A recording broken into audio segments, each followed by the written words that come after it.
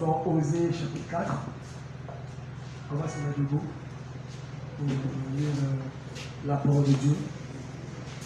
Nous sommes dans Osée chapitre 4. Prenons le verset 6.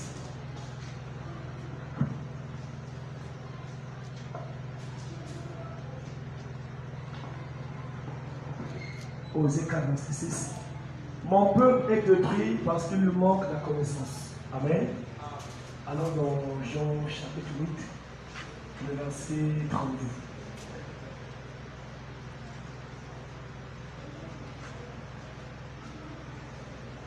Jean 8, le verset 32.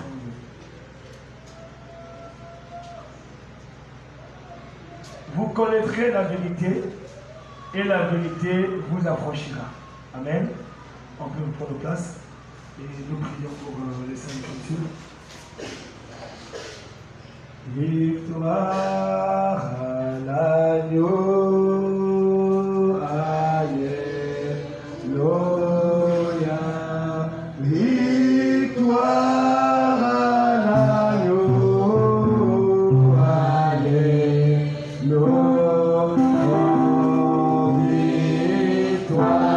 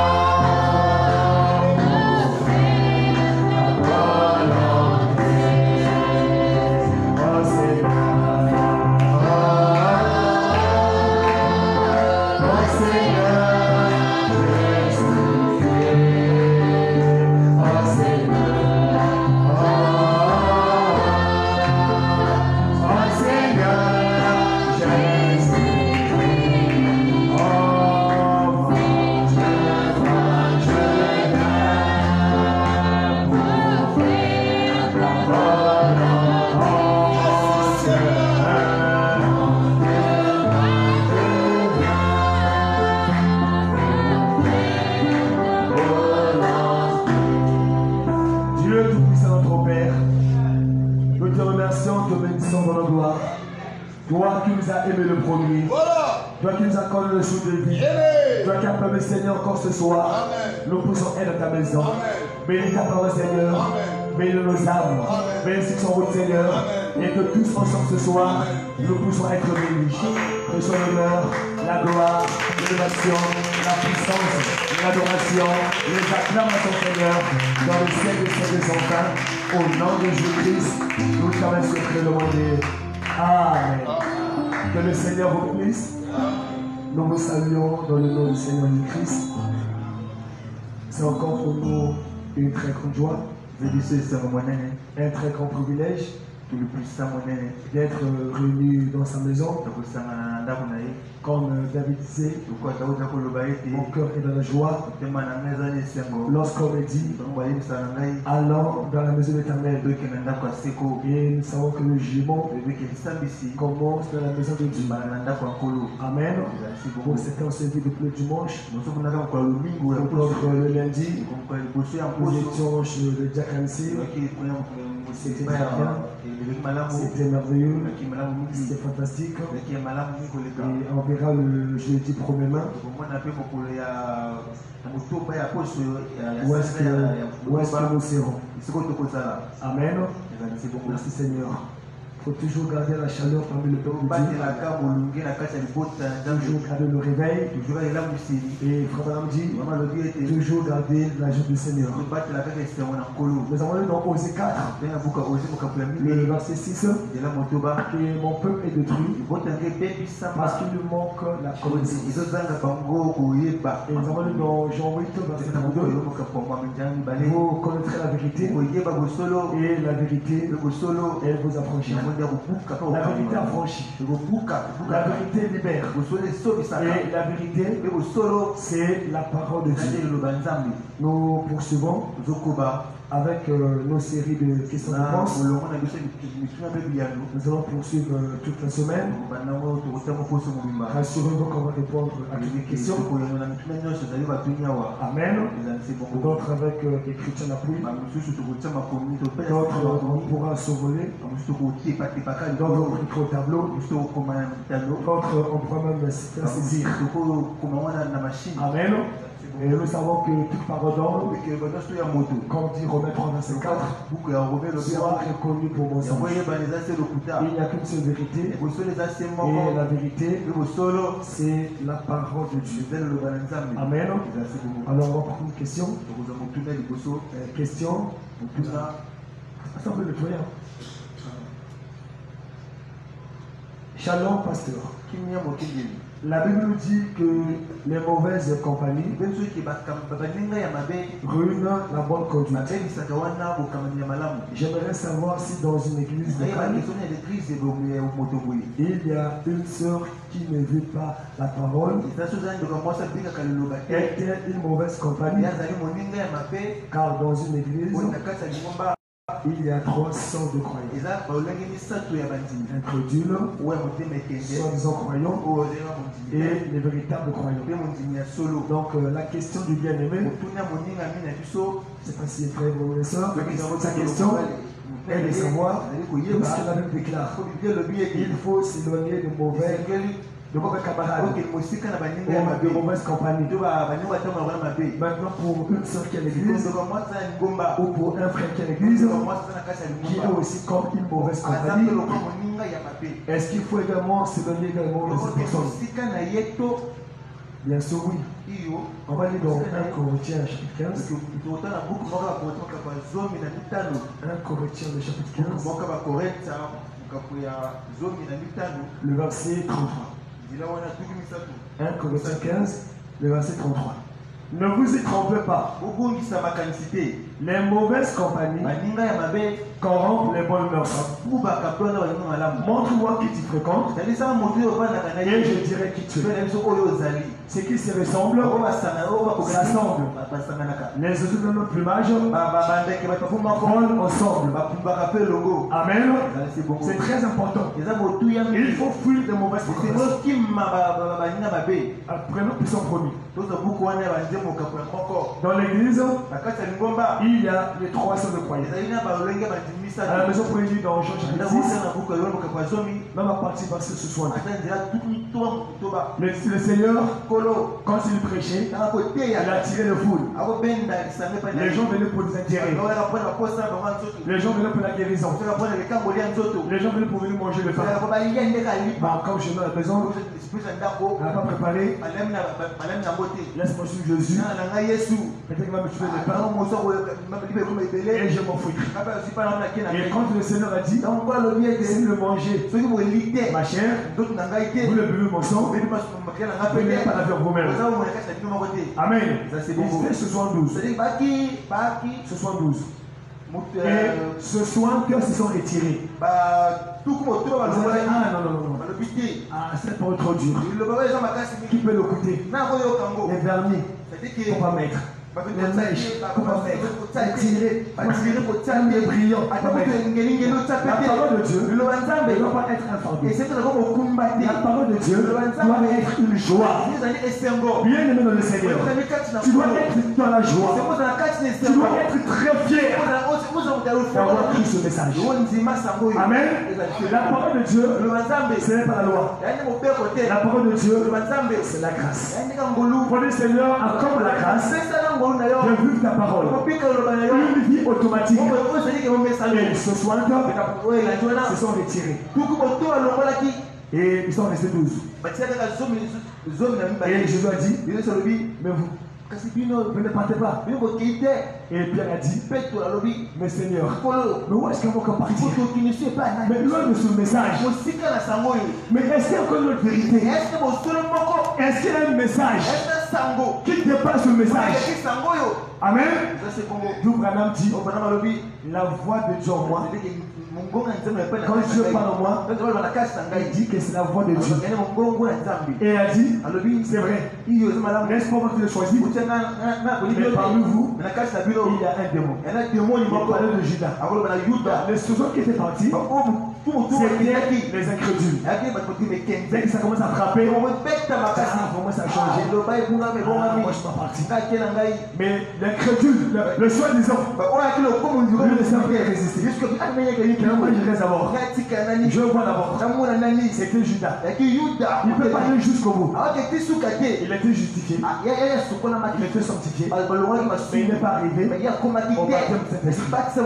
Avant la Pentecôte, il s'est pendu. Amen.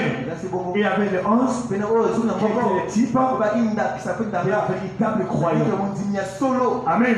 Donc dans l'église, il y a tout le monde. Il y a le faussaire, il y a des frères, il y a le faux frère, et il y a le faux et il y a le vrai frère. 2 Corinthiens 11, le verset 26.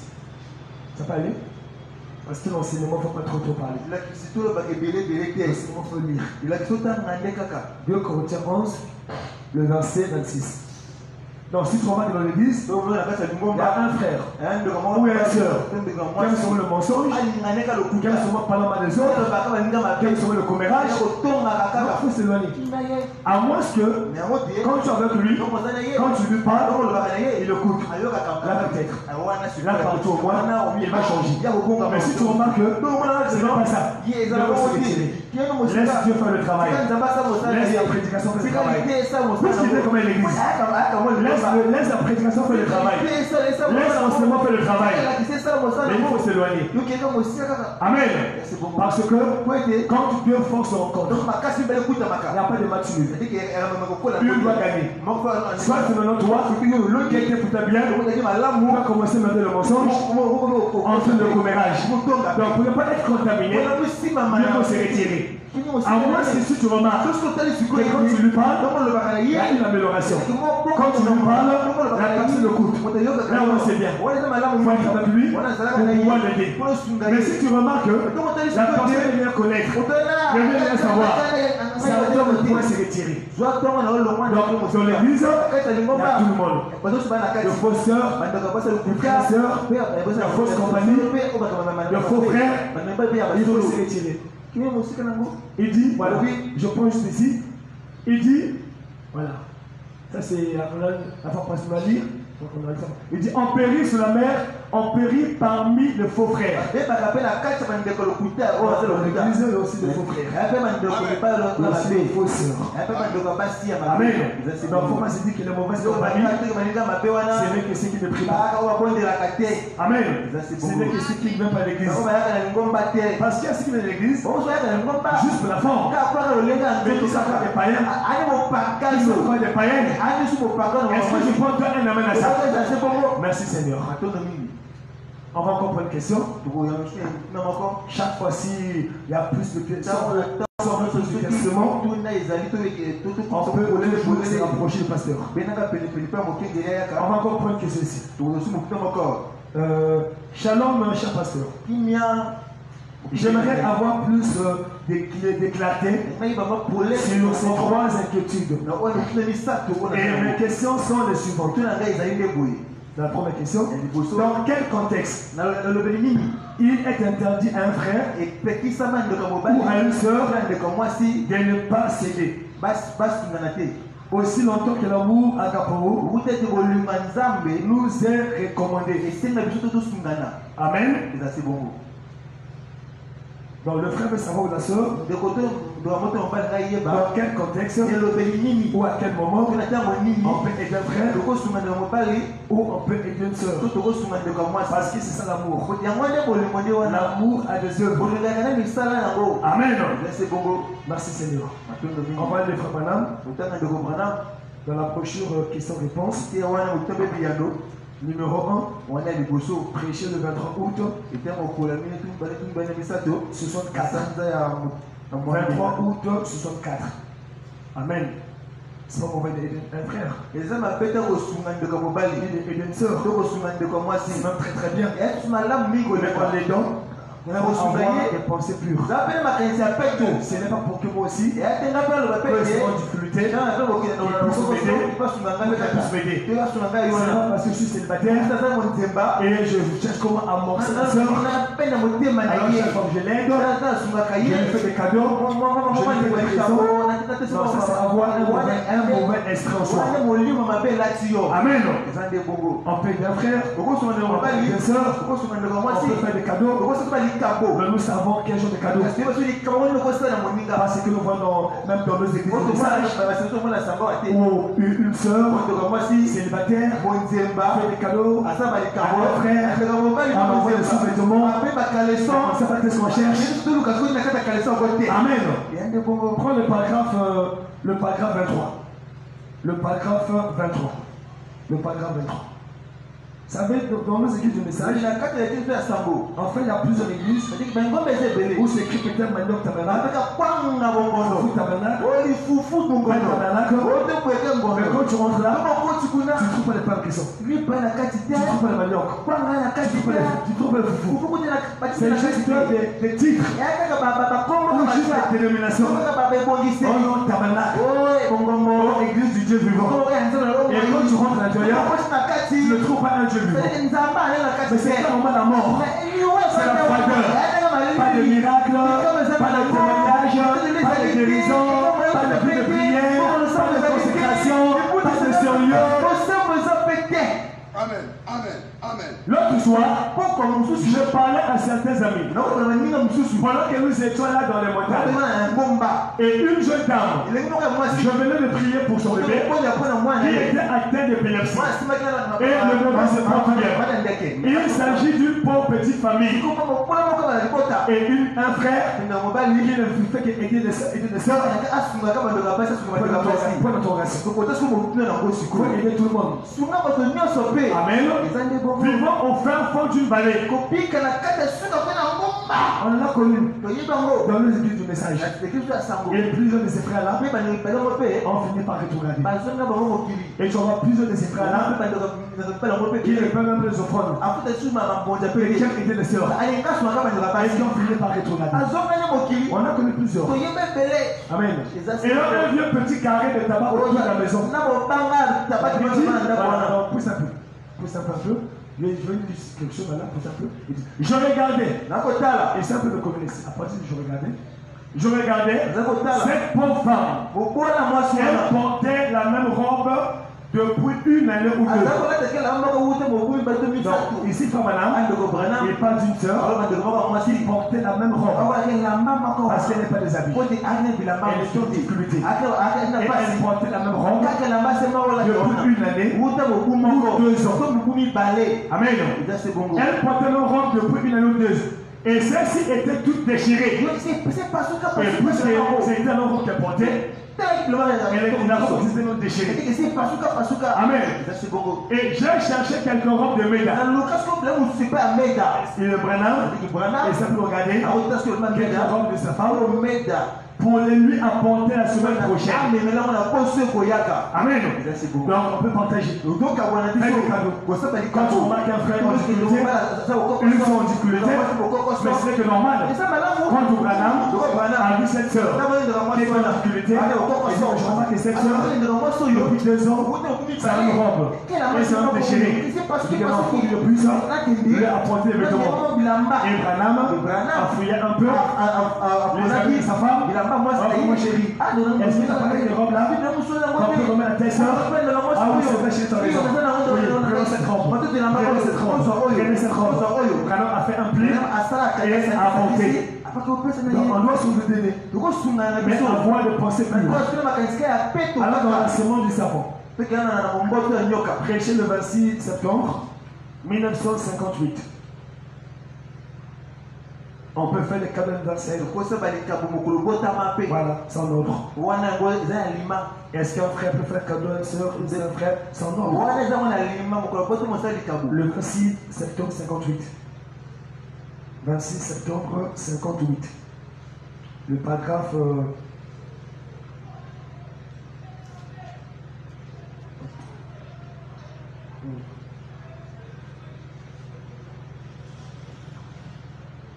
Le paragraphe 117. Paragraphe 117. Mais il faut avoir cette envie de pouvoir aider tout le monde. Sans préférence. Est-ce que je peux dire à ça?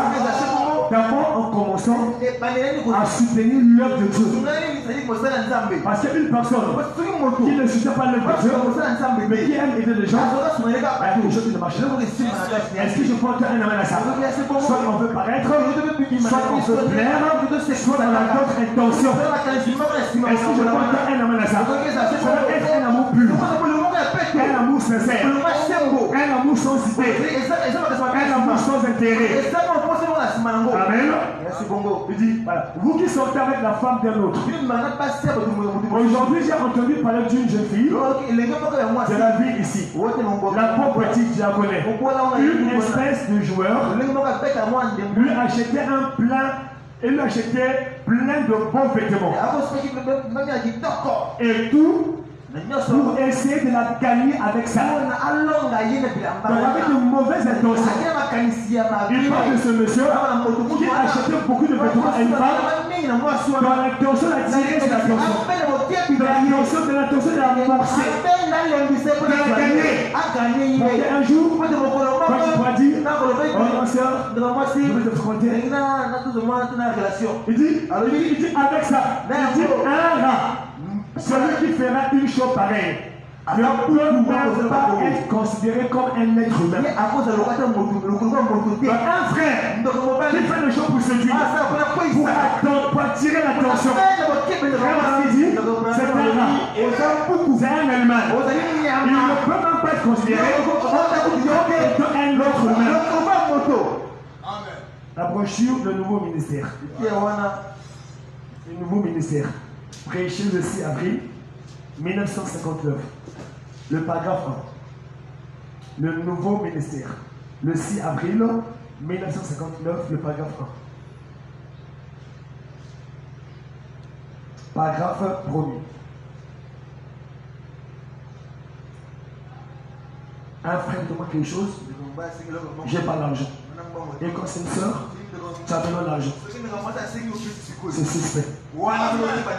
Amen. Amen. Amen. C'est bien. Il dit, voilà. Il dit, merci. L'assemblée chante joyeux anniversaire à l'intention des frères Branham. Et un frère lui remet un cadeau. Amen. Donc on peut faire des cadeaux. Parce que c'est aussi des questions qu'on va poser. Est-ce qu'on peut faire des cadeaux lors de l'anniversaire? Oui, on peut faire des cadeaux. C'est en ordre. Amen. Voilà. Deuxième question. Pour une personne qui a bel et bien le vouloir d'apporter la dîme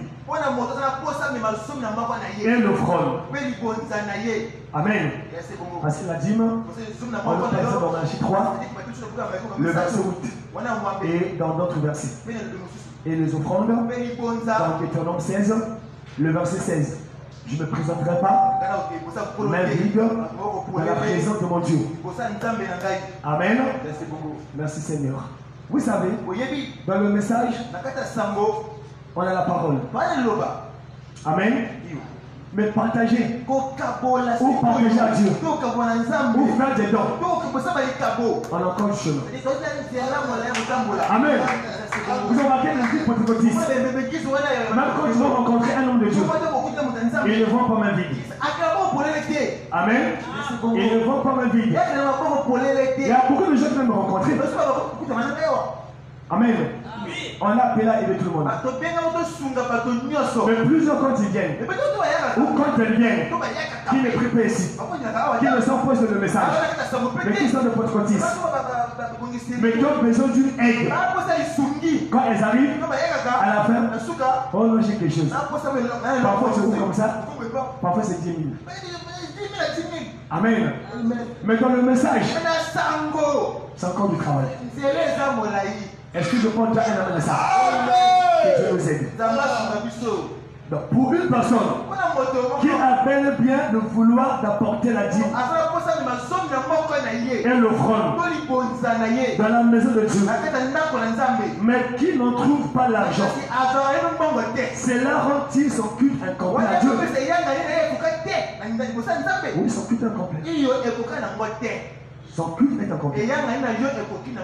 L'église locale, le culte est complet. Parce que le panier a circulé. Maintenant, pour toi, en tant qu'individu, quoi que tu avais les désirs, mais tu en manquais, mais le culte est incomplet. Ton culte à toi est incomplet. Parce que dans le culte, il y a plusieurs éléments. Il y a les chants, il y a la prédication, la louange, il y a l'offrande. Ça fait partie de culte. Donc pour toi, le culte est incomplet. Vous savez, avec la parole de Dieu, il ne faut pas discuter. Dieu ne comprend que sa parole. Est-ce que je peux entrer un amen à ça? Troisième question. Ma fille, c'est bon le bic?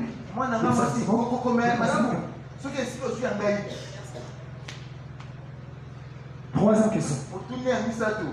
Est-il en désaccord avec les Écritures une personne qui, par exemple, donc, on veut savoir, est-ce que c'est mauvais?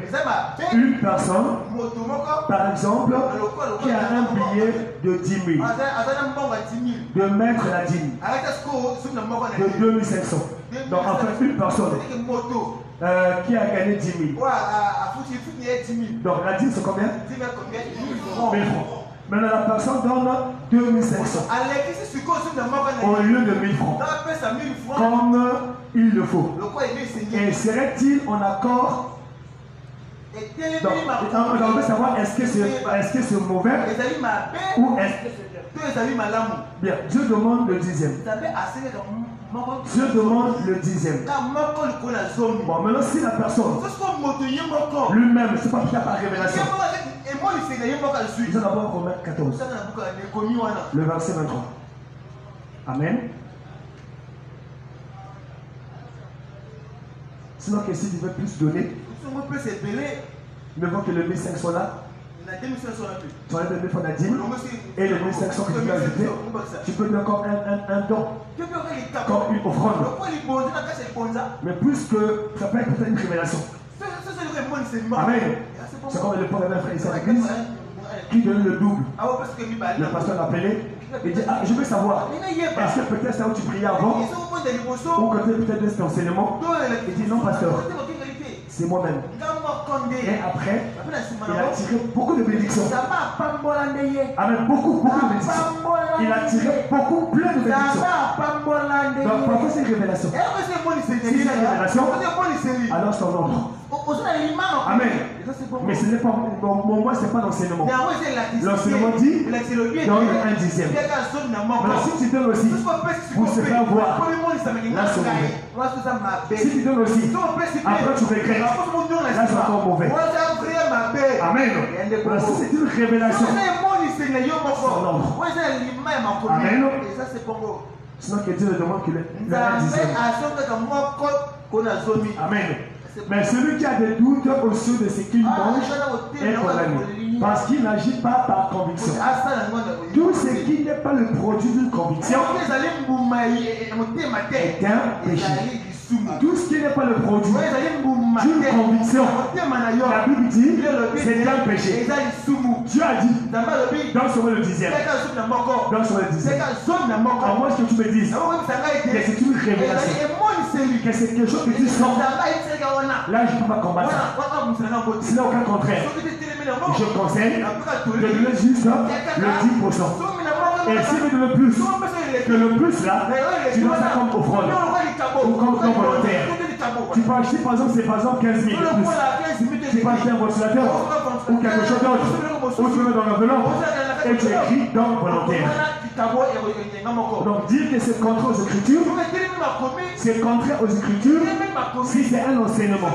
Si quelque part dans une église, quelqu'un enseigne ça, qu'il en faut parfois donner le double, là c'est contraire aux Écritures. Mais si la personne elle-même, elle dit que c'est une révélation que j'ai reçue, que je donne le double, ça ne peut pas combattre. Mais moi le conseil que je donne, si tu portes le plus, dans ce moment le 1 dixième. Et le plus là, donne ça comme offrande ou donne ça comme un don. Amen. Autre question. Et serait-il en accord une personne qui paie sa dîme avec des pièces? Par exemple, il trouve 500. Et la dîme de 5 c'est combien? 50. Alors le frère de la sœur pose la question, est-ce que c'est correct de mettre des pièces? Par exemple 50. Mais c'est correct. 500. Divisé par 10. Ça donne combien? Mais non, 50. Pourquoi avoir pitié de Dieu? Non, il y a Dieu qui aime Dieu. Oh non, je trouve que... Non, nous c'est comme interdit, c'est ça les offrandes de 50. Les offrandes de 50 a dit, achète le gassi. 25, achète le tofi. Mais tu as 50 fois de 10. Mais tu donnes. Ou encore tu as 10 050. Ou 1050.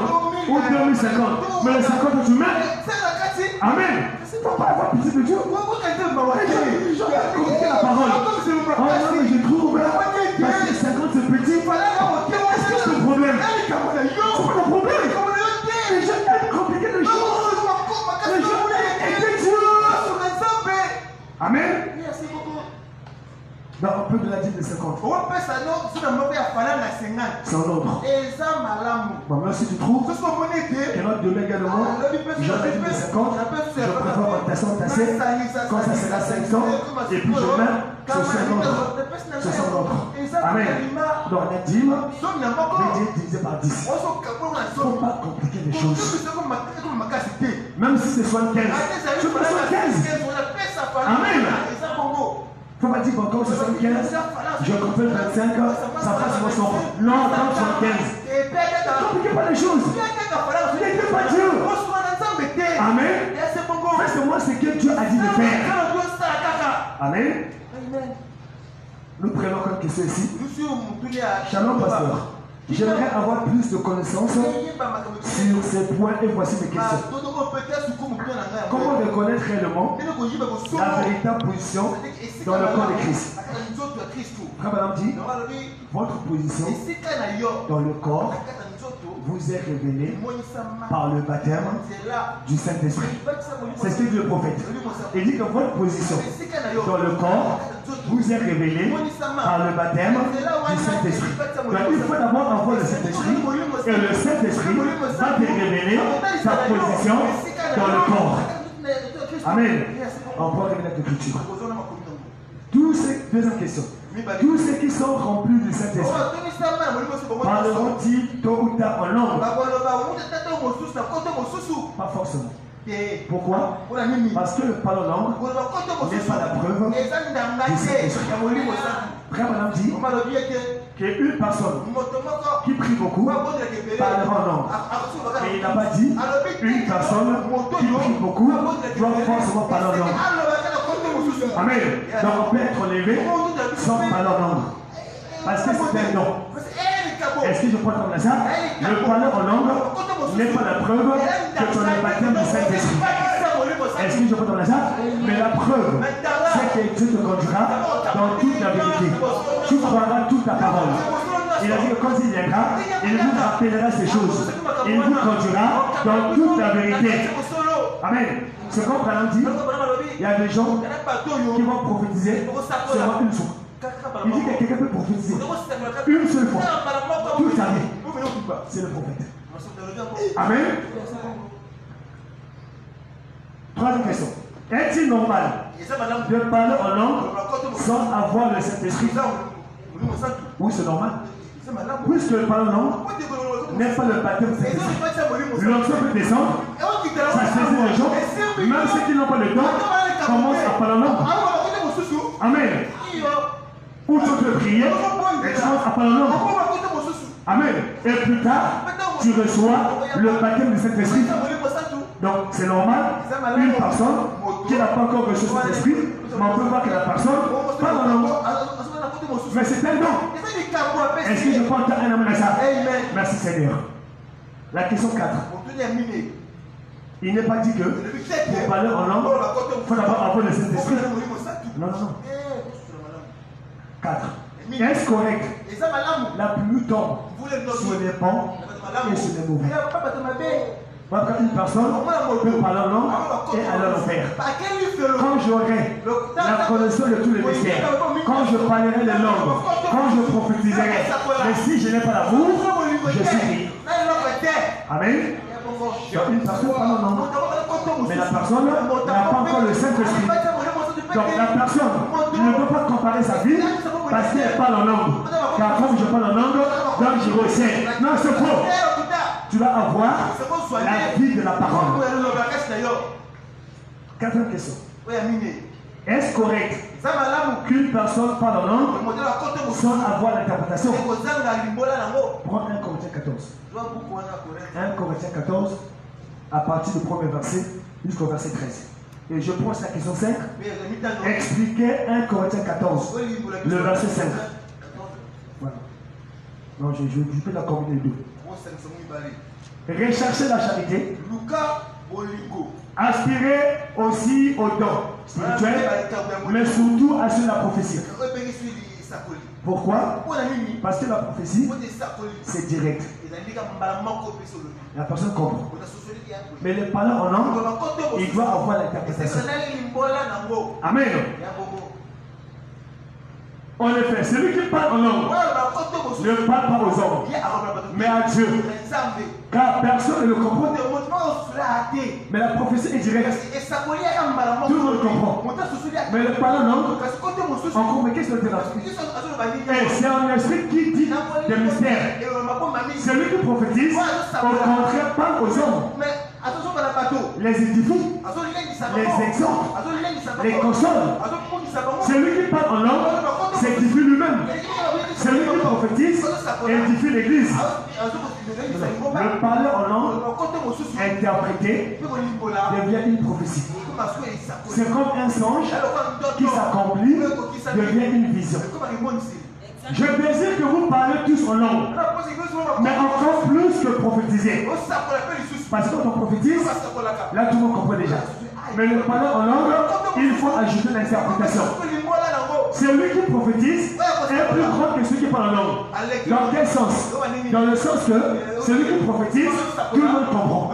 Tout le monde est édifié, les gens sont consolés, les gens sont exhortés. Mais celui qui parle en langue, s'il n'a pas d'interprétation, il s'édifie lui-même. Amen. Il dit, à moins que ce dernier l'interprète. Si on l'interprète, là c'est bon. Pour que l'église en fonction de l'édification. La personne par la langue et la même personne interprète, ou encore la personne par la langue et une autre personne interprète. Là où l'église comprend le message, là où le son est clair. Est-ce que je peux faire un message? C'est là que si le parlant langue, maintenant pour quel bien? Pour quel bien? C'est une étude. Pour quel bien? Il dit, et maintenant frère, nous dans une église, s'il n'y a que le parlant langue, le pasteur doit prier et dire à Dieu, je sais que dans cette église, mais aussi c'est que tout est interprété. Et Dieu en a fait cela. Soit les mêmes personnes qui interprètent, ceux qui parlent en langue, qui vont s'interpréter, soit d'autres personnes. Amen. Et maintenant frère, de quelle utilité vous serez-je si je venais en vous parlant en langue? Et si je ne vous parlais pas par révélation, si je n'ai pas l'interprétation, ou par connaissance, ou par prophétie, ou par doctrine, parce que toute prophétie doit être conforme à la doctrine. Est-ce que je peux faire un amen à ça? Merci Seigneur. Si les objets inanimés qui rendent un son, comme une flûte, une harpe, ne rendent pas des sons distincts, comment reconnaît-on ce qui est joué sur la flûte ou sur la harpe? La guitare a son son, le piano a son son, le tam-tam a son son. Amen, il n'y a pas de confusion. Si la trompette rend un son confus, qui s'est préparé au combat? De même vous, si par la langue, vous ne donnez pas une parole distincte, donc c'est après l'interprétation, comment saura-t-on ce que vous dites? Car vous parlez en l'air. Quelque nombreuses que puissent être dans le monde les diverses langues, il n'en est aucune qui ne soit une langue intelligible. Si donc je ne connais pas le son de la langue, je serai un barbare pour celui qui parle. Donc dans une église, beaucoup d'années, il y a le parler en langue, il n'y a pas d'interprétation, c'est la barbarie. Amen. Puisque je ne comprends rien, pourquoi parler en langue? Amen. Je serai un barbare pour celui qui parle. Et celui qui parle sera un barbare pour moi. De même, puisque vous aspirez au don spirituel, que ce soit pour l'édification de l'église, que vous cherchez à en posséder abondamment, c'est pourquoi que celui qui parle en langue prie pour avoir le don d'interpréter. Donc ce n'est pas normal. Dans une église, il y a le parlant en langue et il n'y a pas d'interprétation. Donc c'était pour quel but? C'était pour quelle utilité? Quand c'est comme ça, le pasteur de l'église doit prier que le Seigneur suscite le don d'interprétariat. Soit les mêmes personnes, soit d'autres personnes. Car si je prie en langue, mon esprit est en prière, mais mon intelligence demeure stérile. Que faire donc? Amen. Prends le verset 5 encore, pasteur, le verset 5. Ramène le verset 5. Le verset 5. Je désire que vous parlez tous en langue, mais encore plus que vous prophétisez. Amen. Parce que c'est la prophétie est directe. Mais les langues, une fois ajoutées, l'interprétation. Et une langue interprétée devient une prophétie. Alors ça devient quoi? La même chose. Donc dans l'église de Dieu, on a besoin de tout. Est-ce que je peux entendre ça? Voilà. Donc pas que la prophétie dépasse, mais la prophétie dépasse lorsqu'elle parle en langue n'est pas accompagné par l'interprétation. Mais quand le parlant en langue est accompagné par l'interprétation, ça devient la prophétie. Amen. Encore une question ici. Y a-t-il... Attends. S'il vous plaît, pasteur, je veux un peu d'éclaircissement sur ces questions. Première question. Y a-t-il une différence entre un croyant, un chrétien, un loin? Est-ce qu'il y a une différence entre un croyant, un chrétien et un loin? Un croyant. Amen. Nous sommes le christianisme. Parce que on a plusieurs types de croyants. Même le musulman sont aussi croyants. Amen. Lui croit à son Dieu à lui. Amen. Donc je prends chrétien. Donc nous sommes le christianisme. Donc, ou un croyant chrétien et un loin. Il y a trois sortes de croyants. Le vrai croyant. Et le vrai croyant est égal chrétien. Amen. Un vrai chrétien, un vrai croyant est égal chrétien. Un soi-disant n'est pas encore un chrétien. Un incrédule n'est pas encore un chrétien. Donc, le chrétien, c'est le vrai croyant. Donc, tout chrétien est un croyant qui croit en Jésus-Christ. Mais tout croyant n'est pas forcément un chrétien. On peut être un croyant, mais encore soi-disant, ou on est incrédule. Est-ce que je peux entendre ça à la maison? Vous pourrez lire la brochure Pourquoi le Saint-Esprit. Bon, balance quand même. Prêchez le 17 décembre. 17 décembre 59. Le 17 décembre 59. 17 décembre 59. Et les trois sortes de croyants, nous le voyons dans Jean chapitre 6. Amen. À la maison, vous pouvez lire à partir du verset 60.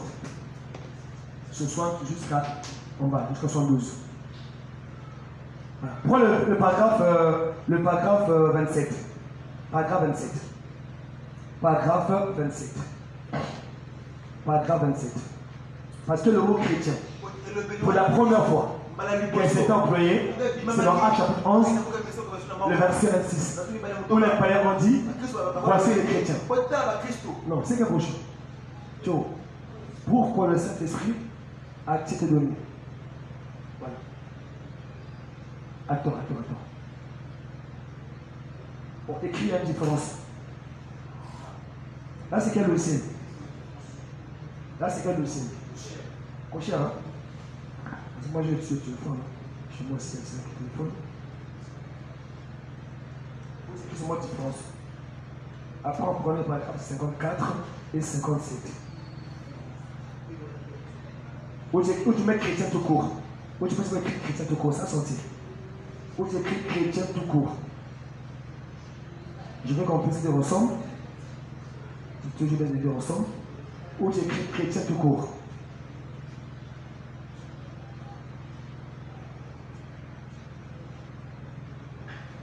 Voilà. Ah, c'est 17. Ah, c'est 17. Voilà. Balance. 17. Maintenant, si nous devions dire ceci, souvenez-vous ceci, ça va être sur la bonne. Oh non, c'est pas là. C'est pas là. Bon, pas d'abord. Est-ce qu'elle est bon? Non. Bon, prends le 54. Prends le 54. Le 54. Et je peux lire ici. Vous n'êtes pas convertis, donc vous n'avez pas reçu le Saint-Esprit. Amen. Vous n'êtes pas convertis, donc vous n'êtes pas chrétien, aussi longtemps, vous n'êtes pas reçu le baptême du Saint-Esprit. Et un peu au début, il y a une différence entre un chrétien tout court et un chrétien rempli du Saint-Esprit. Donc un vrai chrétien, en réalité, c'est un vrai croyant. Amen. Donc on peut être croyant, mais on n'est pas chrétien. En le croyant, soi-disant, soit on est incrédule. Mais quand on est chrétien, ça veut dire qu'on est un vrai croyant. Et un oint, oint signifie Christ. C'est celui qui est oint. C'est l'esprit de Christ. Et là encore, il y a des faux oints. Est-ce que je peux dire ça? Il y a des faux joints.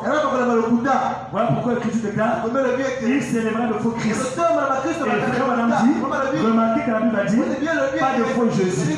Mais la Bible a dit de faux Christ. Parce que le mot oint signifie Christ. Alors pour nous, ce qui nous préoccupe, c'est être un vrai chrétien. C'est être un vrai croyant. Qui est égal à un chrétien. Parce que l'onction avec descend sur tout le monde. La pluie tombe sur les justes et sur les injustes. Une personne peut être ointe. Comment ça prophétiser avec l'Esprit de Dieu. Après, alors l'enfer. Voilà pourquoi le Saint-Esprit doit être dans l'âme. Est-ce que je peux entendre ça? Merci, c'est dans le roi, parce qu'on a l'Esprit de Dieu. On est roi par l'Esprit de Dieu, mais pas dans l'âme. Amen. Pour être chrétien, il faut que le Saint-Esprit soit dans l'âme. Amen. Il y a des faux joints, il y a aussi des vrais joints. Ce qui est important, c'est être un chrétien. Amen. Un chrétien, c'est un vrai croyant. Et un chrétien, c'est aussi un ouin. Il est un ouin de l'Esprit de Dieu. À l'intérieur de lui. Est-ce que je crois qu'on a ça? Un chrétien, c'est un vrai croyant. Un chrétien, c'est aussi un loin. Le Christ déclare, ne touchez pas mes joints. Amen.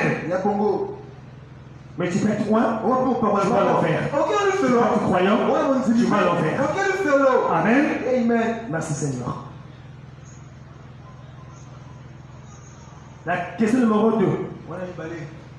À la maison, pour essayer de 57 ans, à la maison. Les essais pour comme 57. Le voleur de la question numéro 2. Est-ce qu'on peut être rebaptisé? Prends Acte chapitre 19. Le baptême est un engagement d'une bonne conscience dans son Dieu. Quand tu as compris que tu n'as pas une bonne marche chrétienne, tu peux refaire ton baptême. Au lieu de rafistoler. Amen. C'est toujours mieux de refaire. C'est toujours mieux de recommencer. Amen. Quand tu remarques que le baptême que tu as pris, tu n'as mené nulle part. Ne vous refaire. Amen. Comme ces disciples ici, pour rebaptiser. Dans Acte 19, verset 1 à 5. Amen. La question 3. Le voleur à la croix a eu la vie éternelle. Alors qu'il y a la vie éternelle, c'est le Saint-Esprit. Dieu, il est souverain. Ces voleurs-là ne peuvent pas descendre pour venir pour le baptême. Dieu, il est souverain. Ce n'est pas ton ciel à toi. Ce n'est pas mon ciel. C'est le ciel de toi lui-même. Et il fait grâce à qui il veut. Dieu est souverain. Le péché à la croix, à la dernière minute, Jésus dit, aujourd'hui, toi et moi sommes le paradis. Il est sauvé. Il ne peut pas descendre pour prendre son baptême. Il était sauvé. Amen. Merci Seigneur. Et le Saint-Esprit n'était pas encore descendu. Amen. La question 4. Quelles sont les 5 identifications de la véritable Église? Oui, ça sera notre enseignement. Quand on va finir les questions. Les 5 identifications. Ou les 5 questions qu'on peut se poser. La première, qu'est-ce que l'Église? La deuxième, qui a fondé l'Église? Ou qui est le chef de l'Église? La troisième, quel est le message de l'Église? Par exemple, la repentance, le baptême d'eau, Jésus-Christ est le même hier, aujourd'hui, éternellement, l'enlèvement. La 4e question, comment faire pour être membre de cette Église? Et 5e question, est-ce qu'on peut aller au ciel sans en être membre? Donc on va en parler en détail quand on verra la leçon. Amen. Je prends la dernière question. Parce qu'il est 18h30. Hein? Tu dis? Non, c'est pas pour. C'est ça la question. C'est pas pour me rappeler le temps. Ça c'est la question. Il faut seulement interpréter ce que j'ai dit. Hein? Nous ne sommes pas des pentecôtistes qui ajoutent. La dernière question. Shalom pasteur. J'aimerais savoir à quel moment l'âge de la Odyssée. Donc au total ça fait 14 questions. Que j'ai répondu.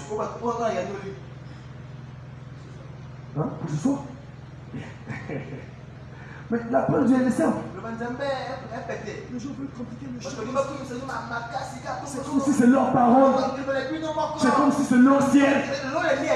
Oh. Répète ce que tu as dit. Répète ce que dit le prophète. Branham dit que la parole de Dieu est simple. Mais ce sont les prédicateurs qui compliquent les choses. Oh non, moi ma vision. Quelle vision? On n'a qu'une seule vision, c'est la vision du prophète. Est-ce que je peux entendre un amen à ça? J'aimerais savoir à quel moment l'âge de la Odyssée a commencé. Est-ce que c'est au moment où le frère Branham est né? Ou avant?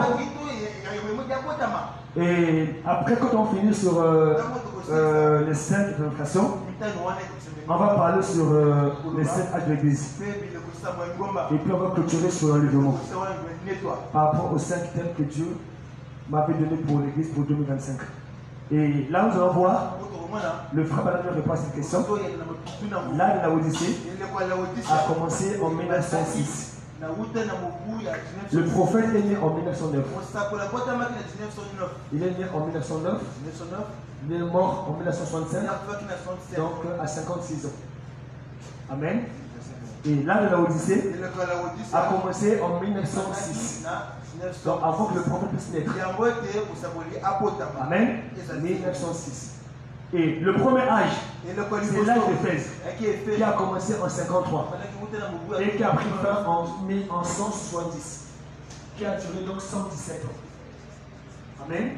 Et le frère Branham dit que l'âge de la Odyssée et l'âge des arbitres, c'est l'âge le plus court. Donc vous savez, la parole de Dieu, on prend ça, la vie de quelqu'un que la lettre dessus. Parce que les gens ont fait tellement de calculs. Que comme ça, en 1906, plus 117, ça donne 2023. Et aujourd'hui, beaucoup sont refroidis. Parce que ça a dépassé la durée de l'âge de fête. Il ne faut pas aider Dieu. Quand on a dit, sois prêt. C'est comme s'il veut l'aujourd'hui. Le travail, c'est comme s'il veut l'aujourd'hui. Quand Dieu avait dit à Moïse, Abraham plutôt, que ta postérité séjournera dans un pays étranger. Et ils vont faire combien d'années? Combien? 14 ans. Mais ils ont fait combien d'années? Ils ont fait combien? 440 ans.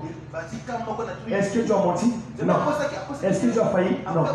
Frère Branham dit que Dieu était prêt, le peuple n'était pas prêt. Est-ce que je peux nommer ça? Il y a plein de temps à faire des calculs. Le calcul qu'il faut faire, est-ce que je le sais? C'est ce qui est important. Ne pas faire des calculs. Est-ce que je peux nommer ça? L'âge de la Odyssée a commencé en 1906. Et ça prend fin quand on quitte ça prend fin dans le moment. Amen. C'est comme le frère Branham dit que je prédis.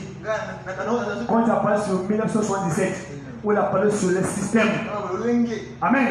Et également par rapport au temps laquelle Dieu a traité avec Israël, avec Abraham. Il parle de 1954 ans. Et quand tu as calculé, de 33 plus 1956 qui a donné 1977. Amen.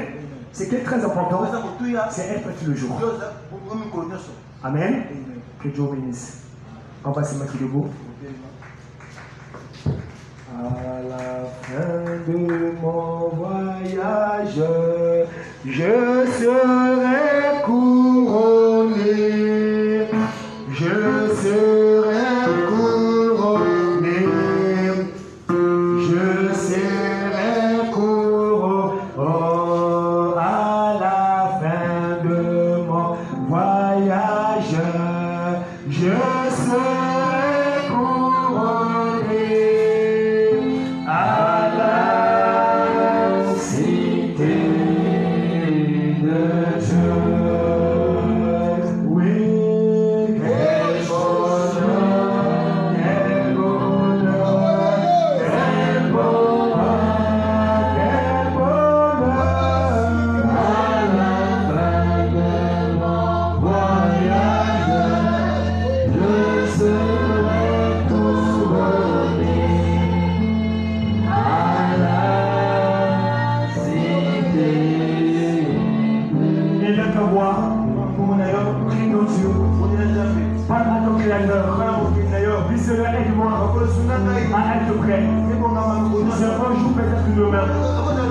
C'est un bon jour, peut-être aujourd'hui. Quelle rencontre ça sera? Il n'est que toi le souverain. Je ne peux pas sans toi. Qui est le Dieu qui est le fruit de l'homme? Si ce n'est pas l'éternel, ne peut pas suivre. Ne pourquoi Seigneur les choses que tu as fait de Seigneur? C'est pour comprendre la porte de la parole Seigneur. Ne pourquoi je l'ai dit pour tes enfants. Ne pourquoi je n'ai pas la parole qui est la parole de l'homme.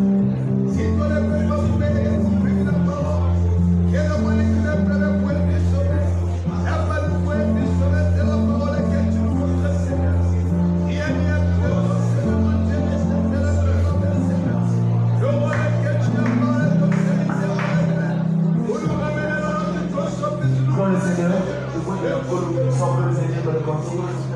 Nous sommes unis par les liens d'amour. Nous soutenons les frères parmi nous. Il n'y aura plus de haine. Il n'y aura plus de division. Il n'y aura plus de péché. Il n'y aura plus de faibles. Mais tous ensemble pour le ciel. Oui, nous sommes unis, nous sommes unis par le lien d'amour. Nous marchons, la main dans la. Oui, nous sommes unis, nous sommes unis par le lien.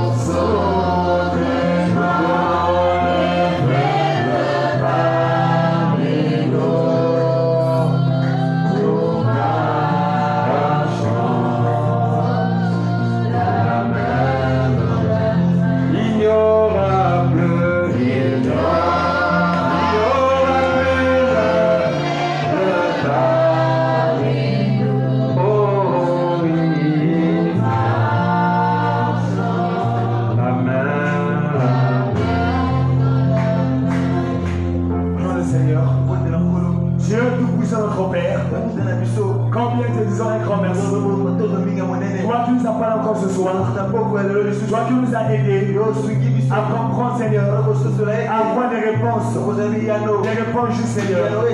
Parce que ta parole déclare dans Romains 3, le verset 4, que toute parole d'homme soit reconnue pour mensonge. Et ta parole pour vérité. Dans la question biblique, il faut savoir une réponse biblique. Seigneur, du mieux que je pouvais, viens de répondre, Seigneur, à ces quelques questions. Le recommandant, Seigneur, le reste de vendredi. Oh Dieu de mon salut, il est écrit, Seigneur, que ton peuple périt par manque de connaissance. Mais vous connaissez la vérité et elle vous affranchira. Et au Père Céleste, si elle avait une conception, mais quand ta parole est prêchée, que nous pouvons prendre maintenant, c'est que tu la parole. Aide mon frère, aide ma soeur, remplis cette église d'amour. Ôte le commun, Seigneur. Ôte le péché, Seigneur. Ôte la souillure, Seigneur. Ôte la vulgarité. Ôte tout ce qui est pour toi, Seigneur. Et que cette église, l'église, remplie de vie de prière, remplie de sincérité, remplie d'amour, remplie de Saint-Esprit. Une église qui aime la parole, qui aime la louange, qui aime la prière, qui aime la vérité, qui aime la sincérité, qui aime l'humilité, qui aime les remarques et qui suit le Seigneur. Bénis chaque membre, bénis chaque pasteur, le pasteur associé, tous les anciens Seigneur. Bénis chaque foyer, bénis chaque couple, bénis chaque frère, bénis chaque soeur, bénis les enfants Seigneur. Raccompagne les enfants, guéris la malade, sauve le pécheur, et réponds à chaque prière. Merci pour tout ce que tu as fait. À toi l'honneur, la gloire, l'élévation, la puissance, l'adoration et les acclamations Seigneur. Dans le siècle et sans fin, accompagne ton peuple. Bénis bien sûr le Congo. Nous avons son Seigneur, sous nos autorités Seigneur. Et avec Dieu, que toute autorité de notre Seigneur. Dans leur corps, la sagesse Seigneur. Au nom de Jésus-Christ, nous avons ces près demandés. Amen. Que le Seigneur vous bénisse. Merci beaucoup, Église. Et merci pour vos questions. Combien ça élargit la compréhension et combien ça aide. Comme dans Brana Tabernacle. Nous avons terminé. Nous invitons le chantre. Vraiment, en tout cas, on va se battre. On va quand c'est 18h30 que nous sommes dehors. On va vraiment se battre.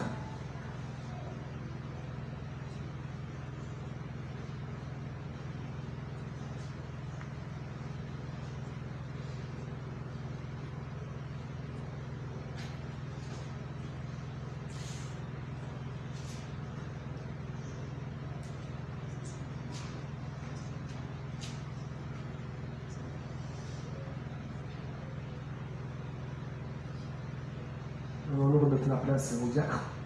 qui va nous congédier par un chant. D'autres questions peuvent revenir le dimanche, pas tout le monde.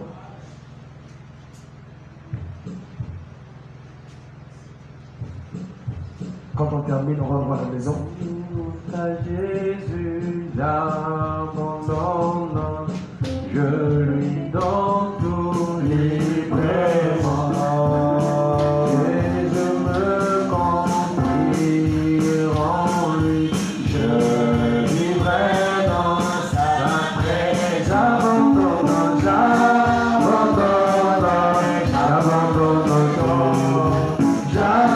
J'abandonne, j'abandonne tout à Jésus, tout